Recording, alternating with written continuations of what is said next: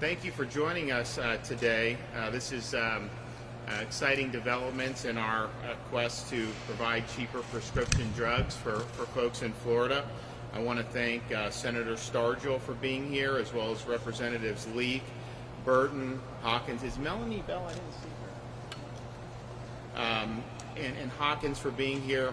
We also have our ACA Secretary Simone Marsteller, DCF Secretary Siobhan Harris, DVPR Secretary Julie Brown, and then we're here joined by the Chief Executive Officer of Life Science Logistics, Richard Beeney, and Vice Chairman of Life Sciences Logistics, Steve Solomon. People, I think, remember 2 years ago, we signed into law a bill to pave the way to be able to bring cheaper prescription drugs into Florida from Canada. Basically, these are the same drugs.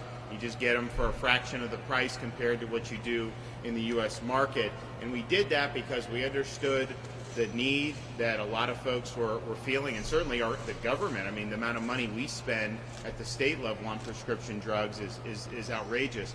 And so we wanted to figure out a way where we could provide some access. And obviously, as a state, you're limited in what you can do in this realm because this is something that is heavily regulated by federal law. But we were able to identify a provision from a law in 2003 that passed the Congress, signed by then President Bush, never had really been utilized, but basically provided the ability with federal approval to be able to purchase prescription medications from Canada. So they didn't allow you to do it in any other country, but they did allow it to be from Canada. And so we felt that we needed to pursue this. So when the legislature and many of the folks there, like Speaker Oliva, were very supportive of it, obviously Tom Leak was instrumental in doing it, you know, they had this proposal. I was supportive because I wanted to do whatever way we can save money. I wanted to be able to do it. But at the same time, this was not something that Florida necessarily had a right to do. It was subject to federal approval. So I went and met with then President Trump this is 2019, and I explained to him what was going on. I explained to him you did have this provision of law. It had never been utilized previously. Is there any guesses why it wasn't utilized? Obviously, this is not something that big pharma wants to see because it disrupts the kind of the current market where we have a restricted market here and artificially high prices. So we met with him in the Oval Office, and I explained to him that over the past 15 years, we've seen 150% plus increase in the price of prescription medications. You're spending hundreds of billions of dollars on this, and we wanted to be able to access some of these drugs at cheaper prices, and literally is the exact same drug that is a fraction of the price as it is here in the state of Florida. So I met with them. He said that this is something that his administration would support. We passed the bill, I signed the bill, and we worked with then Secretary Alex Azar to develop an implementation plan. And so we signed the bill. A few months later, we submitted a comprehensive concept paper to HHS addressing all key components needed to safely import prescription drugs into the state. And HHS really used our concept paper in establishing the framework for their rule, considering Florida joined them in announcing that the federal government was proceeding with the rulemaking authority. Alex actually and I were involved with that. Over the past 2 years, we've taken proactive steps to lead the way, and we've worked on making sure that we have this program. After the federal government finalized their rule, we submitted our Section 804 proposal in accordance with all requirements to both HHS and FDA this past November. And when I signed the bill, I told people, this is the first step. There's a lot of hurdles that you have to overcome, but we've been doing it every step of the way. We recently updated the application to include additional documentation related to the foreign seller. The ACA, and you'll hear from Siobhan, you'll hear from Simone, they've been working to identify people, who we'd be able to contract with. So we're here today, and you'll hear from some of the folks on the logistics end as well, but we're here today This has been under review now for 6 months. We were told that if it wasn't denied last week that we should assume it's going to be approved. But we want to get that final approval, because once we do, then all this stuff goes in motion and we're able to start realizing some savings. We think between the state level between $80 and $150 million can be saved by implementing this program. So we're proud of having taken the lead. There's a lot of states that have now followed. Most of them are not, or I don't think any of them are quite at the level we are in terms of all the things that we've done. You have had a couple other states, I think, have submitted some of these 804 proposals. Most states have not, but I think Florida can really be a leader in this regard. Now in December, ACA contracted with Life Sciences Logistics, we're here today, to assist the state in implementing the program. A lot of people don't know this, but in the U.S. we have a strategic national stockpile of pharmaceuticals to ensure that seniors and other citizens have access to medicines that they need in case of emergencies or supply chain disruption. For 15 years, Life Sciences Logistics has played a key role in that stockpile, and they have been a valued independent provider of healthcare supply chain solutions. So because of their work with the strategic stockpile, and I'm sure other clients, they were chosen by ACA to work side by side with us on this project as we seek out the best subject matter expertise on how to simplify the pharmaceutical supply chain. We've worked with Life Sciences Logistics to ensure compliance with all federal requirements, including contracting with a foreign seller and constructing this world-class FDA-compliant facility right here in Lakeland, which passed inspection by the Florida Department of Business and Professional Regulation just last week. So we're standing here in an empty warehouse with our partners ready to begin final implementation to safely import these FDA-approved drugs into Florida at cheaper prices. It's been under review enough. We have followed every regulation. We've met every requirement that we were asked to meet, and we want now to be able to get this final approval so that we can finally move forward. And as I mentioned, you're saving just with the state tens of millions, maybe over 100 up to $150 million by being able to utilize this program. And our program is phased to ensure safety and compliance with all FDA guidelines, serving as the national model for these 20 other states who are pursuing this program. And I do think it's a total of 3 other states have submitted to FDA. So we want the Biden administration to approve this. We think if they act immediately, we'll be able to provide safe and effective drugs to drive down prescription costs here in Florida, and the taxpayer will be able to realize a lot of savings. So the time is now. Obviously, we can just sit on our hands and do nothing about prescription drugs. Instead, we decided in Florida to be proactive. We had limited options, and so we pursued the options that we had.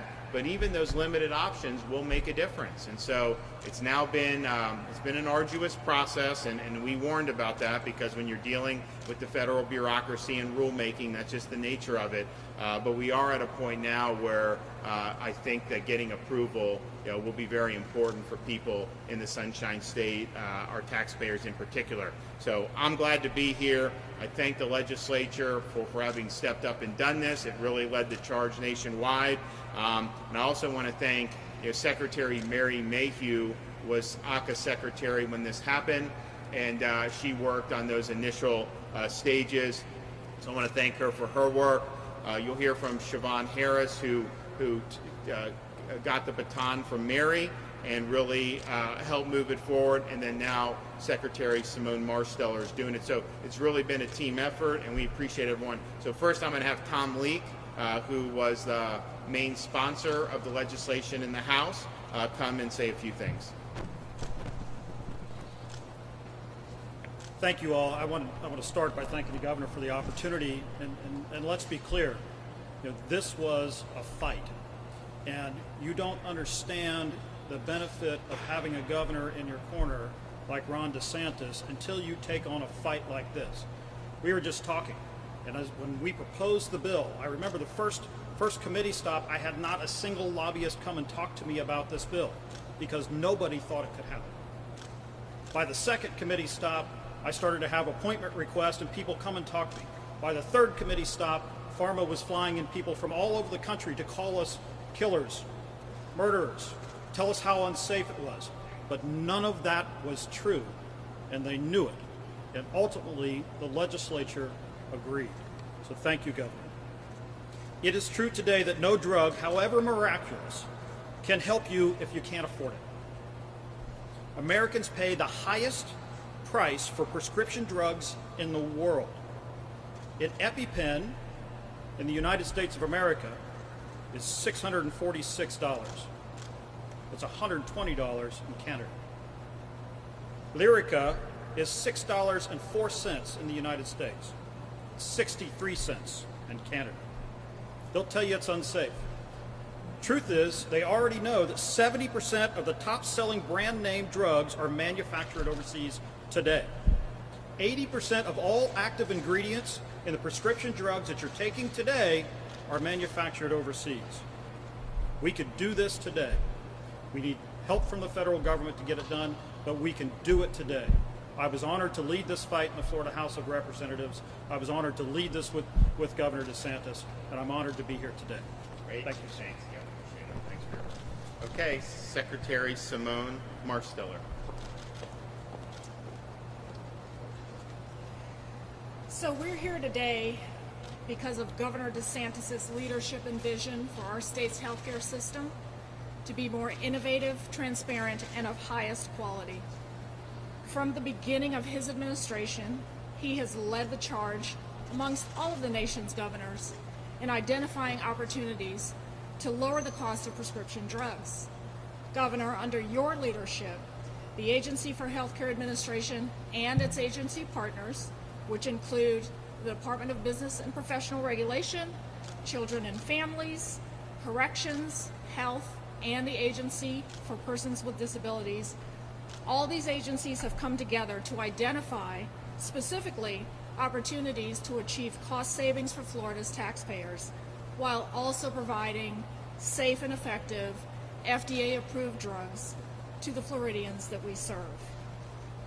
This team of agencies and staff within the agencies, alongside our other partners, primarily responsible for establishing what you see here today, this framework and this program, including developing the importation proposal that we're waiting on the FDA to approve. Also working collaboratively with Life Science Logistics, we have created a streamlined process to import, relabel, and distribute prescription drugs from Canada while ensuring that they continue to meet and exceed safety and quality measures.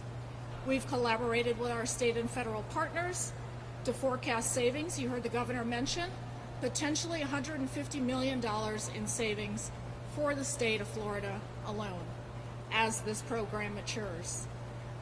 Once we're able to launch it, we will immediately be able to start tracking those savings. And Governor, I look forward to sharing this information with you and with our partners. From the very beginning, our team has worked to ensure compliance with the guidelines set forth by the FDA and U.S. Department of Health and Human Services, and at this point, we're just awaiting the go-ahead. I want to take a moment to specifically thank, of course, all of my colleagues at the agencies that I just mentioned, but two in particular who are here today. Secretary Siobhan Harris. She's currently the Secretary at the Department of Children and Families. When she was at the Agency for Healthcare Administration, she really was the architect of this importation program. At a time when there was no precedent and no game plan, she and the ACA team created this framework from vision to concept to get us to where we are today, which is ready to launch. Thank you very much, Siobhan, for all that you have done on this project. And secondly, I want to thank Secretary Julie Brown from the Department of Business and Professional Regulation, because her team worked with the ACA team to help us understand what the regulatory framework would be for something like this. And this fantastic facility could not have been here and ready to operate were it not for the DBPR team. So thank you so very much for that, Secretary Brown. This is a program that can and should serve as an example for the other states who are either contemplating or planning to implement similar programs. I'm looking forward to getting this thing started and to working to continue to improve and increase the savings on prescription drugs for the people of the state of Florida. Governor, I thank you again for your leadership and your vision and for entrusting me with the ball to get it into the end zone. Okay, the architect, Secretary Harris. Thank you, Governor. Before joining the Department of Children and Families, I worked at the Agency for Healthcare Administration, and under the Governor's leadership, had the remarkable opportunity to be a part of the team that developed the state's Canadian prescription drug importation program. I know firsthand how hard this state has worked to develop a best-in-class model for safely importing prescription drugs from Canada that will result in tremendous savings to the state and ultimately Florida's taxpayers. The strength of our program, along with the partnership of life science logistics and all of the state agencies involved, solidifies Florida as a leader in this space. And I am so proud to have been able to be a part of this from the start. But more importantly, as the Secretary of DCF, I'm looking forward to continuing to work with Secretary Marstiller and her team to see that this program succeeds so that we may be able to realize true savings for the programs under my responsibility. High prescription drug costs are crippling to our healthcare delivery system. As a state agency that operates mental health treatment facilities, every opportunity for savings in healthcare costs means more dollars that can be diverted to enhance behavioral health treatment services for the individuals who rely on us most. Our state continues to be a trailblazer in finding innovative ways to better serve the citizens of Florida, and the Canadian Prescription Drug Importation Program serves as yet another example of the forward-thinking mindset of Governor DeSantis. I cannot end these remarks without thanking you, Governor.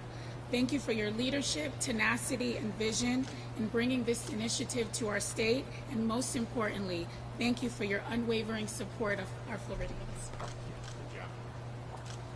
Okay, Julie Brown. Thank you, Governor DeSantis, for leading the way and pushing through bureaucracy and finding pioneering solutions to really lowering healthcare costs for Floridians. DBPR has been happy to be part of a collaboration of all of these partner state agencies to bring lower prescription drug prices to the public. And we do remain committed to ensuring that we have safe, secure, FDA-approved prescription drugs available throughout our entire state. Life Science Logistics, thank you. They were permitted by our Division of Drugs, Devices, and Cosmetics. And on behalf of the entire agency who's charged with the regulation oversight, and with a system, a very rigorous system that is already in place, we appreciate being part of this integral process of getting affordable prescription drugs to all Floridians. It's just another great day to celebrate the innovation and the leadership in our state, so thank you very much. All right, we have Richard Beeney. You want to come up and talk about the facility and what you guys are doing? So first of all, I'd like to thank the Governor, Secretary Marstiller, Secretary Brown, Secretary Harris for allowing us the opportunity and entrusting us to bring their vision to reality. For the last 15 years or so as an organization, we've been managing approximately 3.5 million square feet of GMP compliant space in the U.S. We've built out, as the Governor mentioned, numerous facilities for the Strategic National Stockpile, other states, and some of the world's leading healthcare manufacturers globally. We have a large 3PL business where we do that part. And what you see around you is the result of all of that experience. What we think that the state of Florida, the governor and the secretaries have designed is the most efficient, the most transparent, and the most secure pharmaceutical supply chain in the country. We think that it is good for the state, we think it's good for manufacturers, and we think it's ultimately good for patients. The savings that we're able to generate by streamlining that process, in other words, going directly to the manufacturer, are going to be significant. And what that looks like is cutting out extra steps in the supply chain. No extra steps means that we can control the process from the point of manufacture through our rigorous and compliant testing and relabeling process into this highly secure facility. So if you look around you, you'll see lots of cameras, badge access, a perimeter fence, all of the things that you would expect to see as part of a warehouse in the healthcare supply chain that's as important as this. Again, we think this is a streamlined process. It's one that guarantees visibility. It's one that promises on the potential savings just because it is so streamlined and cuts out the extra steps. And again, we want to, so what you haven't seen here is we've created a whole back-end sort of IT infrastructure around this. Because it's not enough to have a warehouse, you need to have a process for ordering the drugs, getting them safely delivered to agencies and patients, and there's a whole security protocol around all of that. We've leveraged the skill set within the organization that we've developed over the last 15 years to do that. We're proud of that offering. We're proud of what we've been able to do to help this initiative, and we'd just like to thank you and the secretaries again for your leadership, for your trust in us. We're proud to be a part of this initiative. And they've got, I mean, it's really impressive to see just the efficiency, but they're have every step of the way, quality control, 100%. You know, the number one argument, and Tom Lee brought this up, people weren't expecting us to do this. When we did it, it kind of caught people by surprise. But man, within 2 weeks, they hired every single lobbyist in Tallahassee. I mean, it was unbelievable. You couldn't turn on TV without seeing an ad. I mean, I'm watching Mickey Mouse Clubhouse with my daughter, and I see, oh, Governor DeSantis and his minions want to bring in these dangerous drugs from Djibouti or whatever. It was nonsense. But, you know, the argument that they were saying was, well, this is a safety issue. We have to do this because of safety. And look, if we were trying to bring in drugs from some you know, country that wasn't reputable, I wouldn't want to go down that road either. But, you know, Canada has the same drugs. They have very similar protocols, and then we obviously will then have our own process to ensure the quality. So the safety argument, when you're talking about an advanced democracy like Canada, it just doesn't pass muster. And as Tom said, most of this stuff is manufactured overseas already. I mean, that's just the reality of the situation. And so we basically are addressing a situation where the U.S. taxpayer and consumer are effectively underwriting cheaper drugs for other countries. Canada pays artificially low. We pay effectively artificially high because our market's restricted and we can't get drugs from these other places. And so we end up funding most of the R&D that goes into drugs and all this other stuff. And, you know, we should be able to have access to drugs, you know, that are a little bit more reasonably priced, given almost every other country is able to do it. So I think that this is something that's going to give us an ability to do it. I just really want to thank, you know, all the folks here who did it. I mean, you know, Siobhan was working on this when she was working for Mary Mayhew. Then she became the acting secretary, didn't miss a beat with it, really did a great job. And then Simone has carried the torch. And then to get this agreement, I mean, this is a very impressive facility. Shows we're ready to go. I mean, we've taken this very seriously. This wasn't just something we were doing to do. I mean, our goal is to see this through to fruition and realize those savings. So we're basically one step away. It's just a matter of federal government blessing this, and I think that a lot of other states are also very interested in this. So I'm excited we've been able to make progress. I said it was going to take time because of all the different hoops you got to jump through. But we never, and even during the COVID, ACA was still working on this. They had a lot of other issues, obviously, they were dealing with, but they kept pushing through with this. So we're excited. We're hopeful that we'll get a positive go-ahead here. And then what did you think within, you said about 90 days? Yeah, so then about 90 days, you guys come back here and you'll start to see the shelves stocked with the prescription medications, and that'll be a really, really good thing. So we're excited to be here. Take a question or two. Governor Stacey from Channel 8, I want to ask you about cruises. You fought to get the cruise industry back open, sued the federal government. Cruises are now scheduled to leave Florida this month, but they will have to follow CDC guidelines and have moved Not if we all win our countries case, back they to won't. Not if we win our case. That's the whole point. And nobody has fought harder, not just for cruises, but the entire leisure and hospitality sector in this state in its history than me. You go to any town and visit restaurants, and they will tell you, if I did not have the governor, if I had California or New York policies, I would have gone out of business. You look at hotels, you look at theme parks, you look at all this. We've been there and been the strongest advocate. What CDC has done by closing the cruise industry for over a year, 15 months almost, 14 months, they do not have the authority to do it. And so we're doing it because it obviously has hurt our state, but it's a larger issue than just the cruises.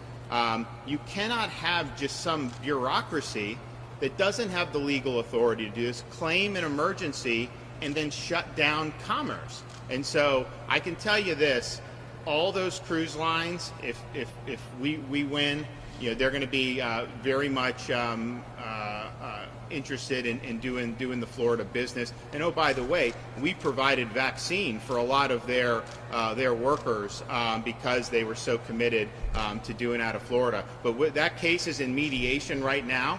Maybe there will be a resolution. I mean, my view is ultimately, we want to vindicate the state's immediate interest with this, but there is a larger point, and I am confident we will win the case. We will win. We will write on the law. I think all the indications are that will be, and we will absolutely be upheld in the 11th Circuit. And so one way or another, we're going to get it done. But do you plan to fine the cruise line $5,000? We are going to enforce Florida law. I mean, we have Florida law. We have laws that protect the people and the privacy of our citizens, and we are going to enforce it. In fact, I have no choice but to enforce it. I took an oath to enforce the law, and you don't say pass laws and then not enforce it against giant corporations. That doesn't work that way. Everybody is equal before the law, and we will absolutely enforce the law when it takes effect, which is not till July 1st, as you know, but we will do it, and we will do it fairly and vigorously. Governor, will you veto the car insurance bill? It hasn't been sent to my desk yet, so stay tuned. Governor Ken Cox, good morning, everybody. I have to take a step back from this. A lot of people buy out-of-country drugs to begin with, in Canada and elsewhere. Is that illegal? Well, I don't understand what the difference is. do any of you want to speak to that? I'm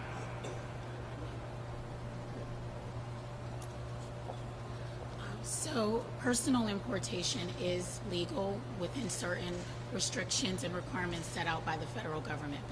But commercial importation, which is what we're here to talk about this morning, is the pathway that we're trying to move forward on. Is there none of that now? No. Or there's not. So it goes from none to opening up the floodgates. Well, essentially. commercial importation through Canada in the sense of what we're describing here, we're first in the nation to try to move forward. And there's definitely, though, I would imagine some of the personal importation probably is illegal, because I think there's bootleg stuff. Yeah. So, yeah, But there's it's got to be okay by the Biden administration, so why would we be filling up this place in the next 3 months? We're assuming that it's going to get okay, right? Well, one of the reasons we're here is just make sure that Washington knows we're ready. And so once we get that go-ahead, everyone's standing by, ready to go. And you will see within 3 months, you'll see these shelves. And do you want to give an update on the sellers and whatever, or because I know you guys have been looking in Canada for a long time. Does anyone? Yeah. So one of the FDA requirements under the submittal is that we've identified a foreign seller, and basically what that means is who is the Canadian wholesaler that we will work with as we negotiate directly with manufacturers. We've identified that foreign seller as part of the recent submittal back to FDA. We have a good working relationship with those folks. We already have contacts and relationships with manufacturers, so we don't think that's going to be a hurdle at all, but it is a requirement of the SIP. But the hurdle is getting the okay from the FDA under Biden. From the Biden administration, yeah. And look, we were told, still under review. If it's not nixed by last week, then they said we were going to be okay. But we haven't gotten the affirmative to do it. And so that's one of the reasons why we just want to make sure it's clear to everybody that we've done the homework we needed to do. We passed all the tests. We've managed to do really not only do adequate plans, but do a plan that's been the model for other folks. Obviously, ACA's worked to line up the logistics end, because you can have a right to do this, but if you don't have the logistical supply chain to support it, then it's not going to work. So we're ready, willing, and able, and I think that this could be really, really significant. It was not something, obviously, that the big pharma companies wanted to see, just simply because they've relied on American taxpayers and American consumers to fuel most of the profits, whereas they've been giving all these other companies, other countries, much cheaper drugs. And so we're looking for some equity here between the United States, in this case Florida, and between Canada. And also, if you look at Europe too, they pay less than we do as well. That's all based on government policies that are effectively restricting the market and creating a cartel. And so we're kind of going around that a little bit with this, being able to potentially benefit. And just think about it. I mean, 80 to 150, just say it's $100 million a year. I mean, that's a significant amount of savings for us. I mean, our budget, they appropriated a lot of the federal ESSER and rescue funds. That's obviously not going to be around next year. So, our budget will likely settle back around like 95 billion, 96 billion. So to save $100 million just off one program, that's a pretty significant savings. It may not be that significant in Washington. Maybe that's considered budget dust. But here, that's a really big deal for taxpayers. And then this will open up, if this successfully happens, I think it opens up additional possibilities for additional savings for Florida consumers. So we look forward to it. We look forward to seeing all of you back here in 3 months, hopefully, when those shelves are stocked. Thanks, everybody.